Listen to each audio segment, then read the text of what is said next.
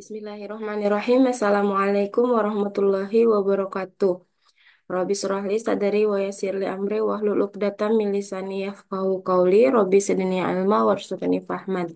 Baik, kita lanjutkan untuk pertemuan keenam terkait dengan instrumen keuangan syariah.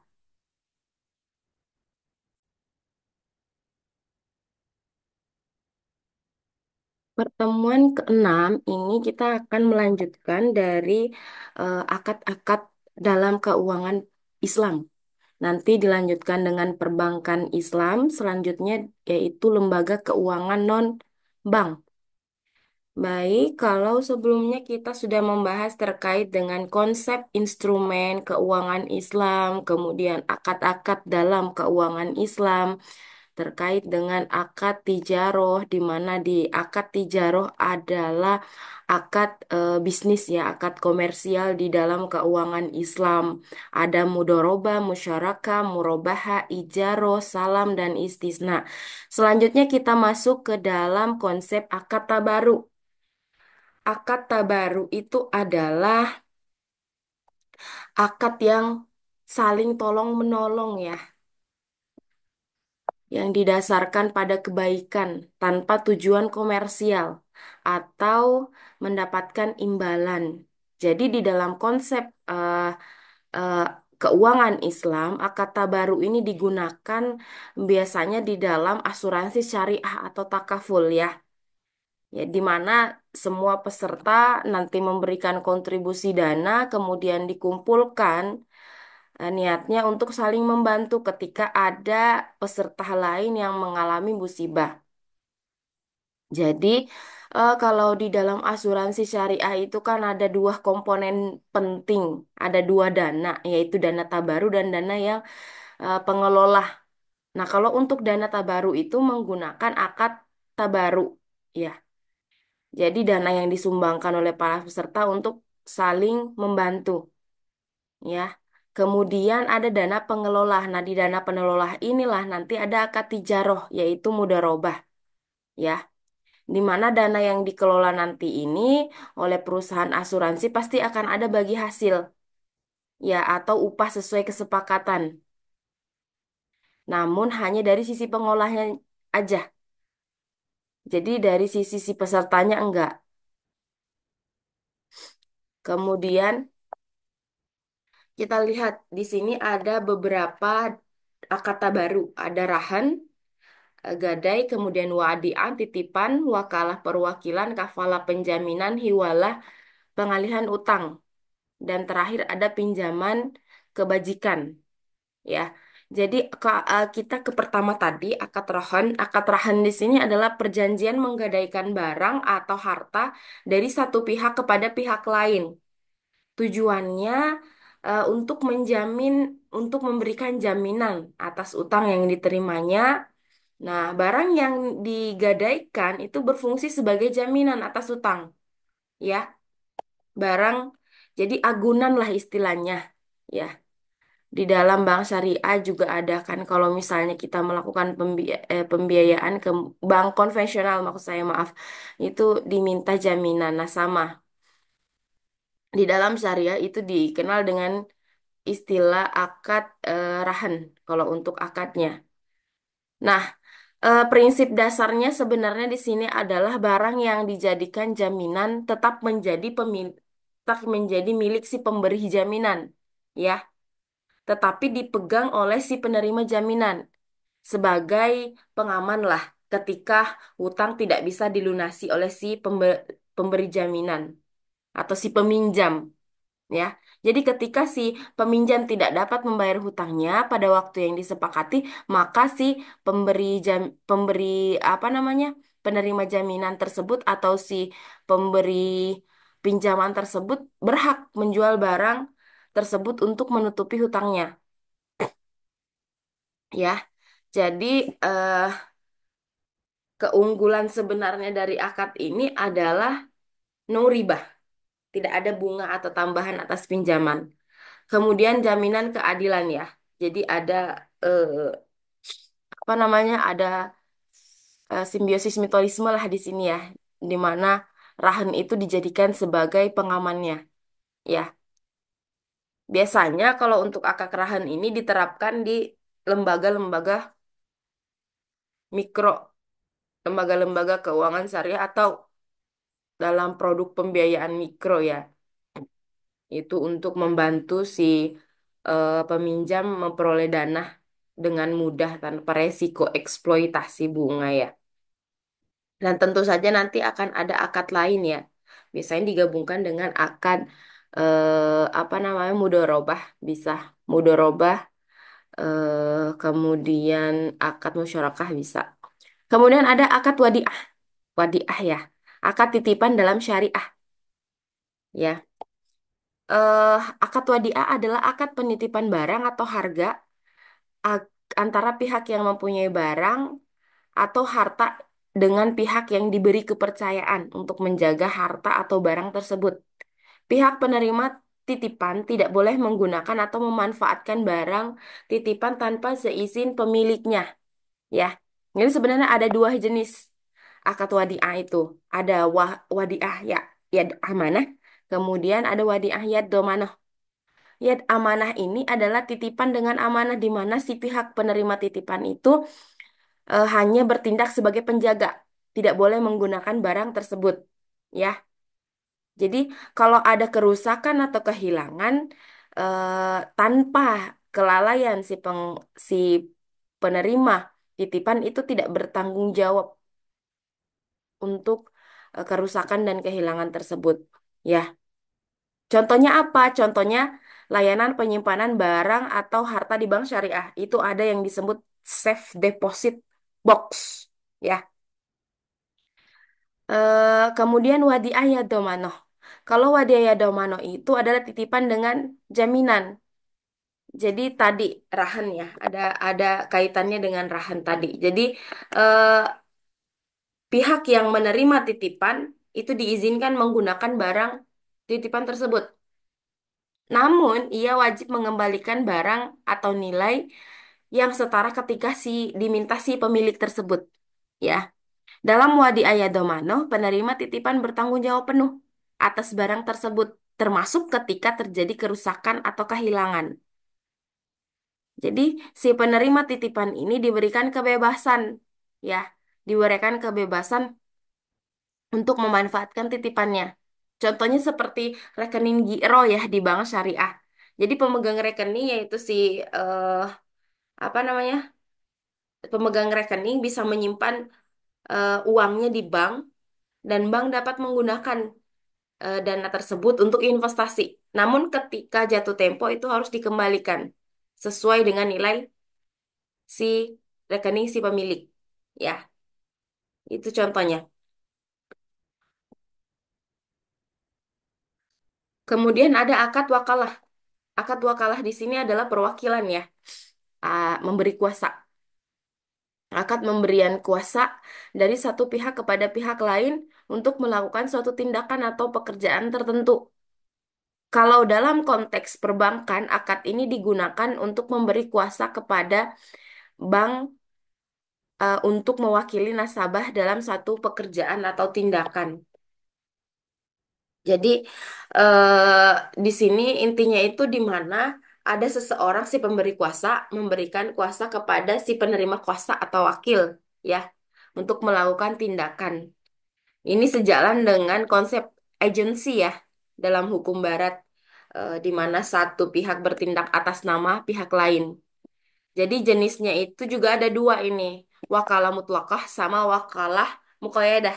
Kalau wakalah mutlaqah itu kuasa mutlak. Si pemberi kuasa memberikan wewenang penuh kepada wakil untuk melakukan tindakan yang diperlukan, ya, dalam urusan tertentu, tanpa perlu terus meminta izin kepada si pemberi kuasa, karena sudah dikasih kekuasaan penuh. Berbeda halnya dengan wakalah muqayyadah atau kuasa terbatas. Wewenangnya itu hanya diberikan kepada wakil terbatas, hanya terbatas ya pada tindakan atau tujuannya. Misalnya seorang wakil hanya boleh melakukan transaksi tertentu sesuai dengan instruksi sisi pemberi kuasa. Ya, kalau di dalam keuangan, lembaga keuangan syariah, contohnya ada di perbankan syariah. Biasanya wakalah sering digunakan dalam produk-produk keuangan syariah seperti transaksi perbankan atau investasi. Jadi di sini nasabah bisa memberi kuasa kepada bank untuk melakukan investasi atas nama mereka. Kemudian ada di dalam takaful, asuransi syariah. Kemudian ada dalam pembelian atau penjualan ya, ketika pihak A dapat memberikan ketika terjadi transaksi di mana si pihak A ini dapat memberikan kuasa misalnya kepada si pihak B untuk membeli atau menjual barang tertentu atas nama si pihak A-nya ya. Kemudian kita masuk ke akad penjaminan ya atau kafalah. Akad kafalah adalah akad eh, pemberian jaminan yang diberikan kepada si penanggung atau kafil ya, kepada pihak tertentu untuk menerima kewajiban pihak kedua atau yang ditanggung. Biasanya di dalam perbankan itu kafalah digunakan memberikan jaminan atas kewajiban pihak lain. Jadi kalau akad kafalah di sini adalah jaminan ya, akad jaminan dalam syariah Islam ya. Dalam hal ini sih, misalnya nih ya, misalnya eh, pihak ketiga atau tadi kafil memberikan jaminan kepada pihak yang berutang. Ini terkait dengan utang piutang, di mana memenuhi kewajiban atau pembayaran utangnya kepada pihak lain. Jika pihak yang berutang gagal untuk memenuhinya. Jadi ini kayaknya kayak semacam jaminan pribadi ya, jaminan perseorangan. Jadi dalam hal ini si kafil tadi bertanggung jawab atas pelunasan utang atau kewajiban yang dijamin sesuai dengan kesepakatan dalam akad ya. Kemudian kita masuk ke akad hiwala atau pengalihan utang. Akad hiwala adalah akad pengalihan utang dari satu pihak yang berutang kepada pihak lain yang wajib menanggungnya. Dengan akad ini, pihak yang berutang memindahkan kewajibannya kepada pihak lain yang berkewajiban untuk melunasinya. Jadi kalau di hiwala ini adalah intinya adalah eh pe- apa pemindahan utang ya, di mana kewajiban pembayaran utang dari satu pihak dipindahkan kepada pihak lain untuk melunasi utangnya kepada pihak ketiga. Dengan kata lain, pihak yang berutang memindahkan kewajiban pembayarannya kepada pihak lain yang bersedia menanggung hutang tersebut.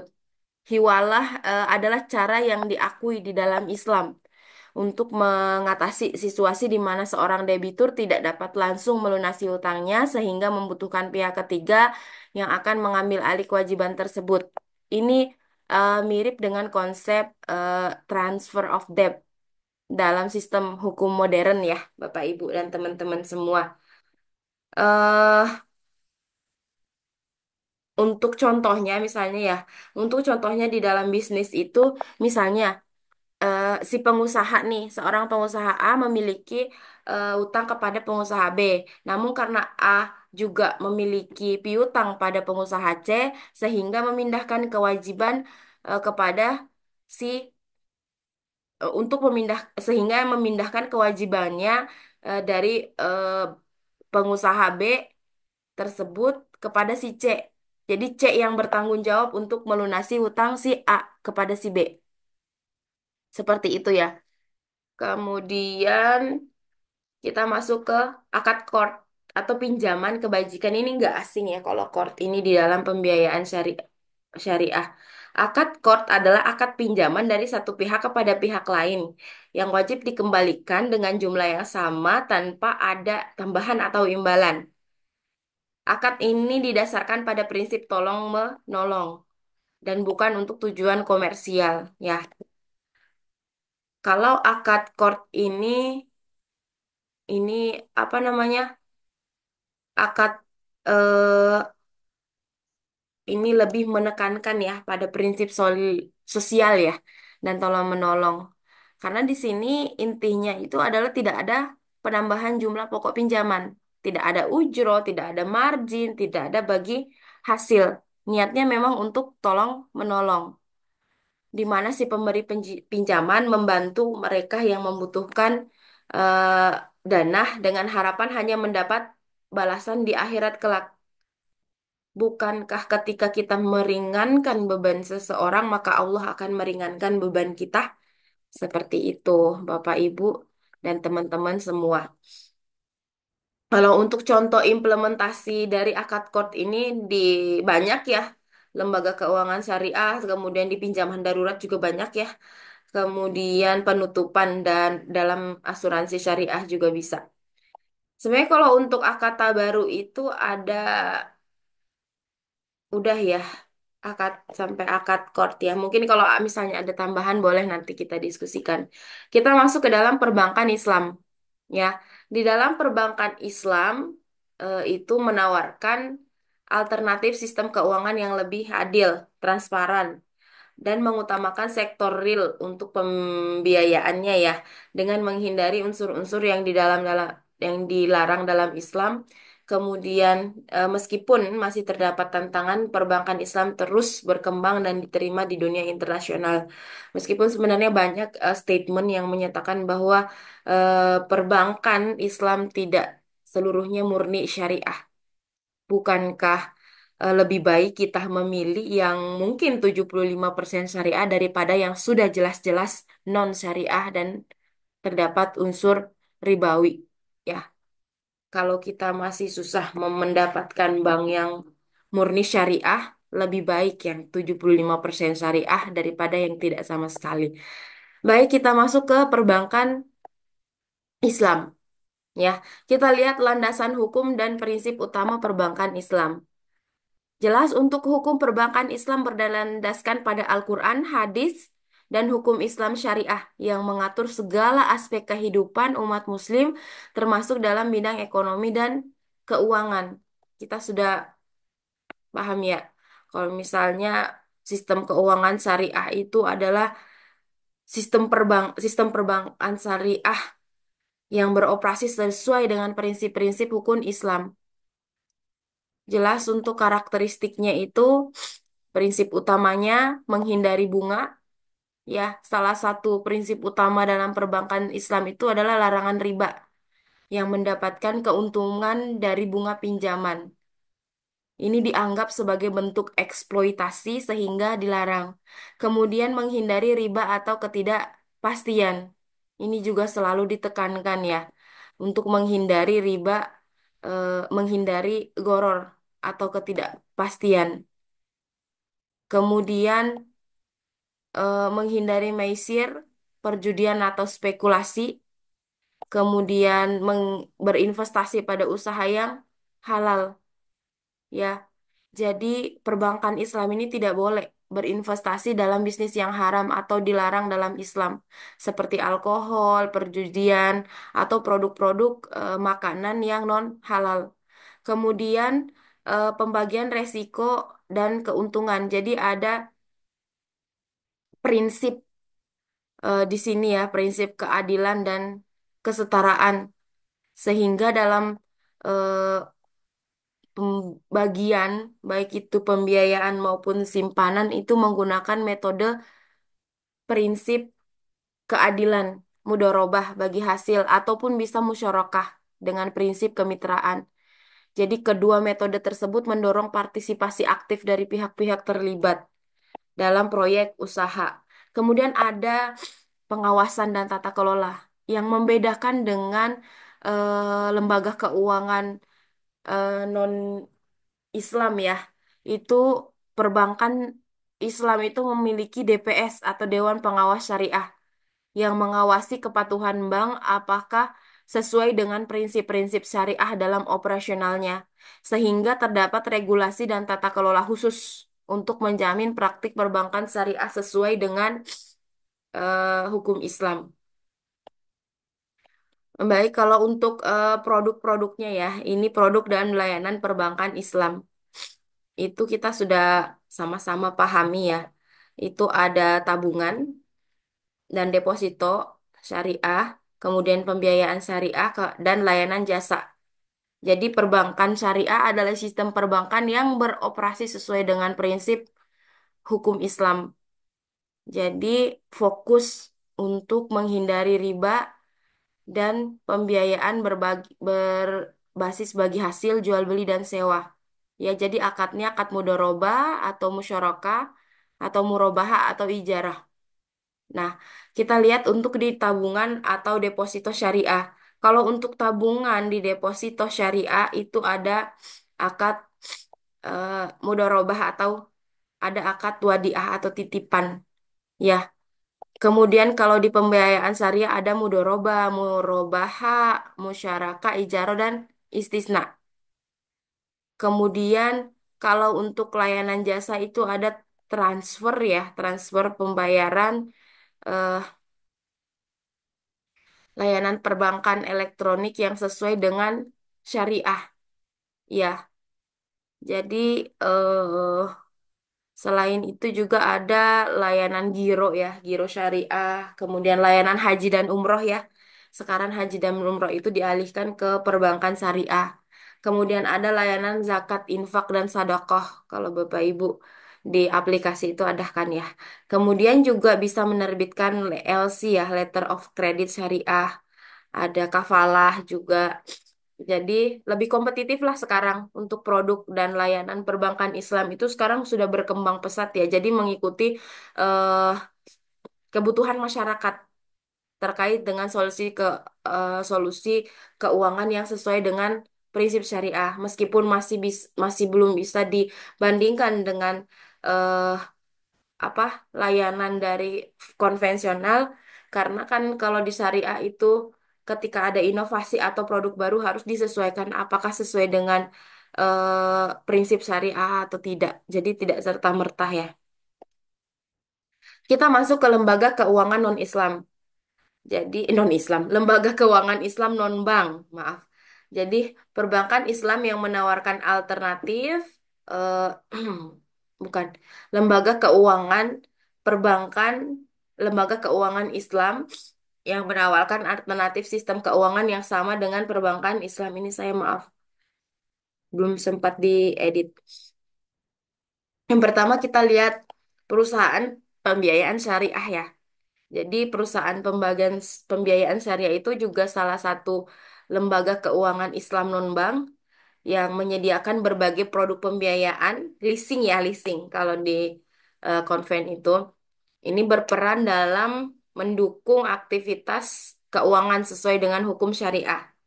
Itu contohnya eh, ada ini ada FIF syariah ya. Jadi kalau untuk perannya itu jelas pembiayaan syariah berperan dalam mendorong pertumbuhan ekonomi.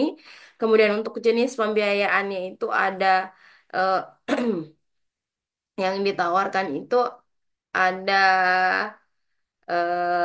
pembiayaan murobaha, ijaro, musyarakah. Contohnya itu Adira Finance Syariah ya. Kemudian FIF ada Amanah Finance. Kemudian Al Ijaroh Indonesia Finance atau Alif. Kemudian Mandala Multi Finance Syariah banyak ya.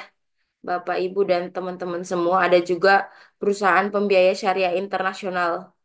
Misalnya Dubai Islamic Bank, Qatar Islamic Bank. Jadi banyak ya teman-teman.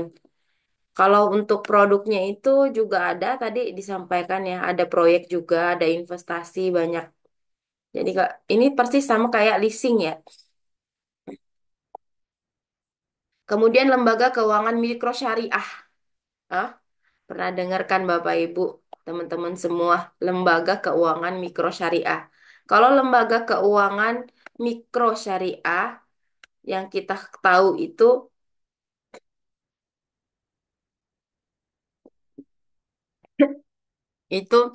adalah institusi keuangan yang beroperasi eh,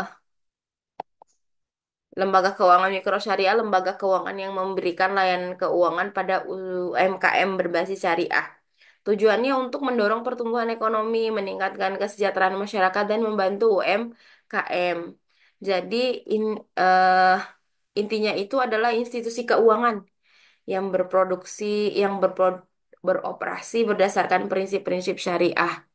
Jadi di LKMS itu juga ada produk tabungan, pembiayaan, serta layanan keuangan yang bebas riba, maisir dan garor. Tapi lingkupnya lebih kecil ya. Kalau untuk contohnya, layanannya itu layanan yang ditawarkan tadi sudah. Kemudian untuk contohnya itu ada BMT, Baitul Mal wa Tamwil. Itu bentuk LKMS yang sangat populer di Indonesia. eh itu menyediakan atau melayani masyarakat dengan menyediakan pembiayaan berbasis syariah. eh Kemudian di LKMS juga ada layanan infak sedekah ya untuk keperluan sosial. Kemudian selain BMT, itu ada koperasi syariah juga ini sangat masif di Indonesia ya. Jadi gotong royong, tolong menolong itu merupakan asas dasar dari koperasi syariah, di mana anggota koperasi dapat mengakses layanan simpan pinjam berbasis akad syariah. Kemudian ada Bank Wakaf Mikro. Bank Wakaf Mikro ini diluncurkan oleh pemerintah Indonesia ya, untuk memberikan akses pembiayaan bagi usaha mikro di lingkungan pesantren dan daerah sekitarnya. Jadi belum banyak kalau Bank Wakaf Mikro ini. Ya, jadi Bank Wakaf Mikro itu menarik ya, karena operasionalnya itu skema pinjamannya tanpa agunan dan tidak ada bunga. Ya, karena kita tahu wakaf itu adalah eh, pemberian seseorang atau wakif ya. Baik itu dalam bentuk uang, bisa cash wakaf, ada dalam bentuk harta untuk dimanfaatkan, untuk diproduktifkan. Jadi eh, pinjaman tersebut kalau di Bank Wakaf Mikro itu tujuannya mendukung pemberdayaan ekonomi ya, melalui pelatihan dan pembinaan bagi pelaku usaha. Jadi tetap ada peran si praktisi nanti di sini untuk mendorong pemberdayaan ekonomi. Kemudian ada pegadaian syariah, itu termasuk juga LKMS ya. Jadi sebenarnya LKMS ini pentingnya sangat perannya sangat strategis ya. Perannya sangat penting untuk mendukung inklusi keuangan dan meningkatkan kesejahteraan ekonomi khususnya untuk masyarakat berpenghasilan rendah yang membutuhkan pembiayaan usaha mikro. Kemudian ada pasar modal syariah. Pasar modal syariah adalah bagian dari pasar modal yang kegiatannya sesuai dengan prinsip-prinsip syariah Islam. Jadi pasar modal syariah ini menawarkan berbagai instrumen investasi yang halal dan bersih dari riba, goror, maisir, dan unsur haram lainnya. Ya, jadi kalau untuk pasar modal ini sepertinya tidak terlalu asing bagi Bapak Ibu ya.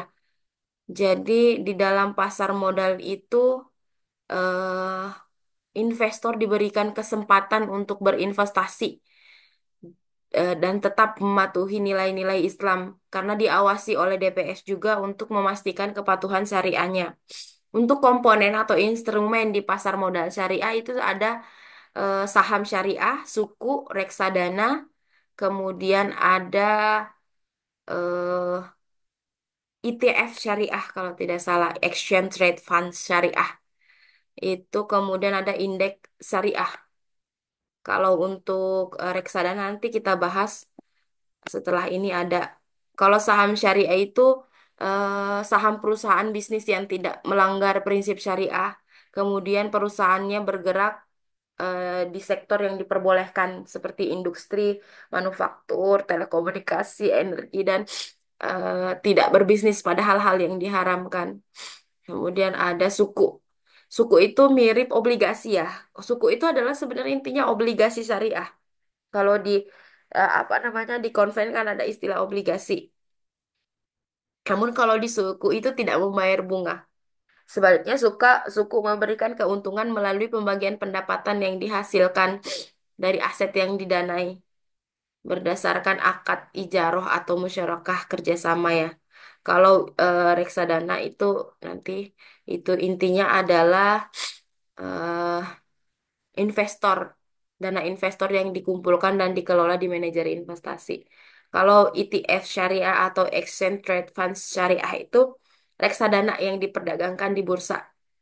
Nah, ada indeks syariah, indeks yang memenuhi saham-saham syariah di Jakarta Islamic Index atau JII ya.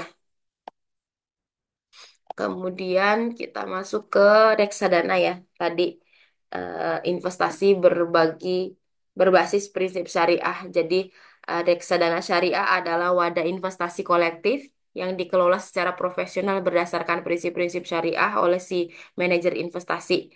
Kemudian investasi di reksadana syariah memungkinkan investor untuk mendiversifikasi portofolio mereka di berbagai aset syariah. Manajemennya pasti profesional, terlatih ya, karena dilakukan oleh manajer investasi itu bukan apa namanya? Itu bukan orang biasa. Biasanya mereka memang sudah profesional di bidang tersebut. Nah, untuk jenis-jenis reksadana ini ada beberapa ya. Sehemat saya itu ada reksadana syariah pasar uang, kemudian reksadana syariah pendapatan tetap, dan reksadana syariah saham ya. Kemudian reksadana syariah campuran. Keuntungan sebenarnya yang diperoleh adalah karena pengelolanya profesional, si manajemen investasi ini.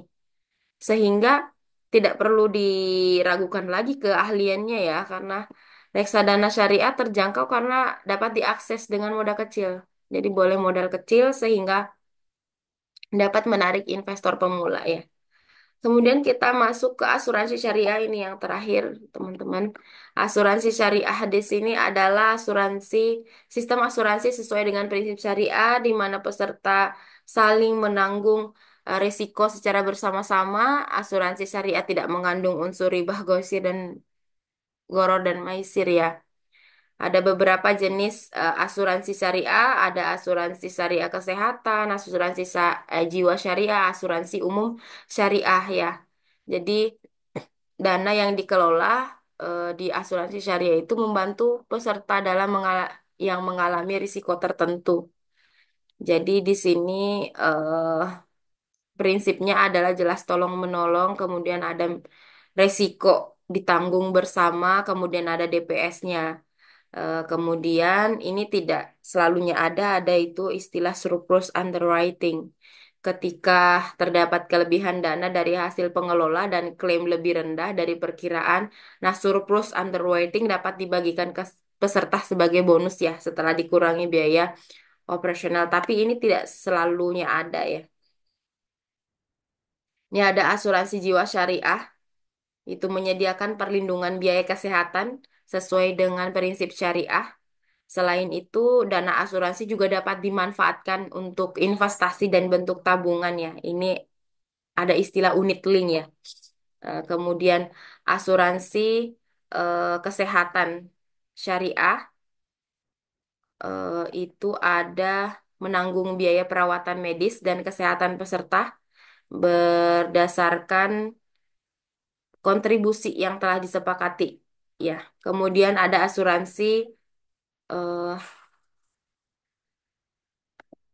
asuransi umum syariah. Asuransi umum syariah itu em, menyediakan perlindungan terhadap risiko kerugian atau kerusakan pada aset atau properti. Misalnya asuransi kebakaran, asuransi properti atau asuransi perjalanan. Di sini termasuk asuransi kendaraan syariah ya. Nah, kesimpulannya itu intinya adalah instrumen keuangan syariah menawarkan alternatif yang etis dan adil dibanding keuangan konven ya. Dengan mematuhi prinsip-prinsip syariah, instrumen-instrumen ini tidak hanya memberikan manfaat finansial, tetapi juga mendukung kesejahteraan sosial dan ekonomi umat seperti itu. Jika ada pertanyaan, boleh nanti, boleh dijapri, boleh via WhatsApp grup. Nah, untuk tugasnya presentasi ya di hari Senin nanti untuk kelompok 2 membuat makalah terkait dengan peran instrumen keuangan. Ya, membuat makalah dan presentasi terkait bagaimana sih peran instrumen keuangan dalam pembangunan ekonomi dan sosial. Bisa dibagi berdasarkan lembaga keuangan syariahnya. Dipilih aja mana yang menurut teman-teman mudah. Mungkin cukup teman-teman. Mohon maaf apabila ada kekeliruan. Eh, saya cukupkan. Billahi fisabilil haq fastabikul harat. Terima kasih. Wassalamualaikum warahmatullahi wabarakatuh.